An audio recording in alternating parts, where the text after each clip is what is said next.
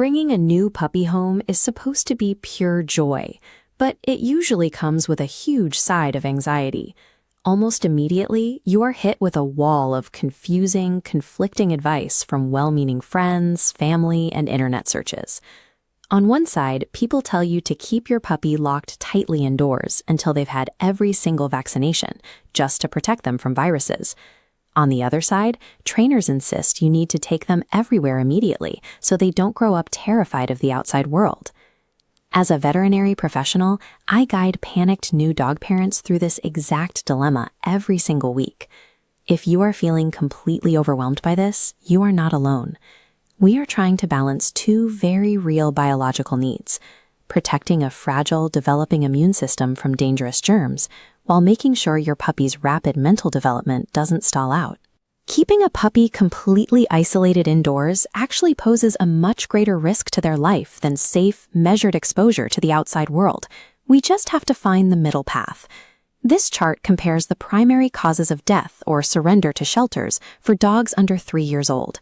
Notice how the bar for behavioral issues, like extreme fear and aggression, towers over the bar for infectious diseases.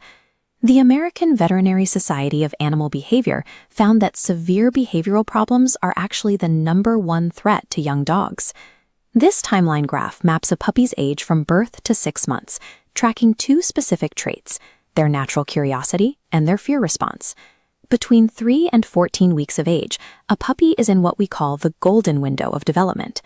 Looking at the highlighted section, you can see that during these early weeks, a puppy's natural sociability and curiosity are far higher than their fear response.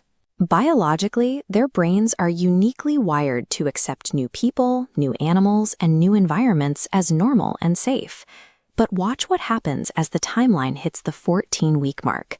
The lines cross. The golden window closes. The fear response overtakes their curiosity and becomes dominant for the rest of their lives.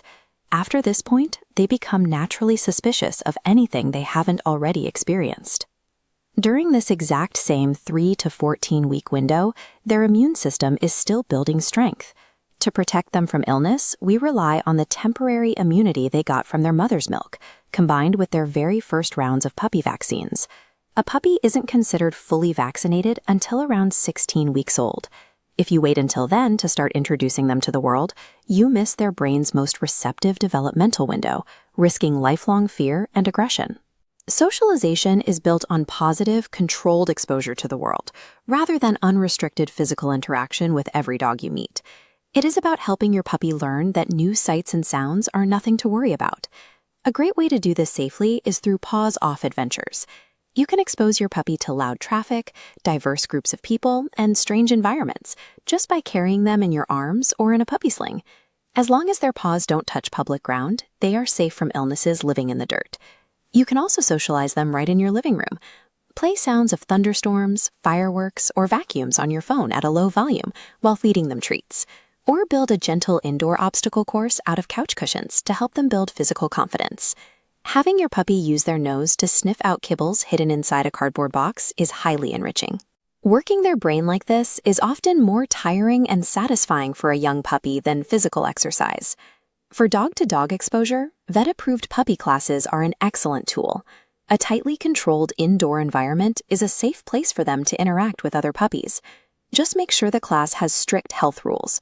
Every puppy there should have a negative parasite test, a first deworming, and at least one set of vaccines given 7 days prior. The facility itself must be cleaned regularly with veterinary-grade disinfectants. True socialization is about building your puppy's confidence through these controlled, positive experiences. It is far safer and more effective than throwing them into a chaotic park and overwhelming them with unrestricted physical contact. Let's summarize the strict boundaries for these early weeks.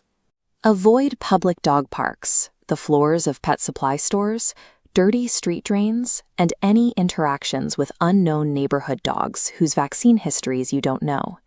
Instead, lean into paws-off carrying adventures, rich indoor mental stimulation, and properly vetted indoor socialization classes. Gentle, intentional handling during these exercises teaches your puppy about the world while building the deep trust necessary for a strong, lifelong bond. Your puppy isn't made of glass, but their developing brain needs just as much strategic protection and attention as their developing immune system. Taking these measured steps today sets the stage for a life with a confident, well-mannered companion. If you found this helpful, please like, subscribe, and share this video with fellow new puppy parents to help them navigate these early weeks too.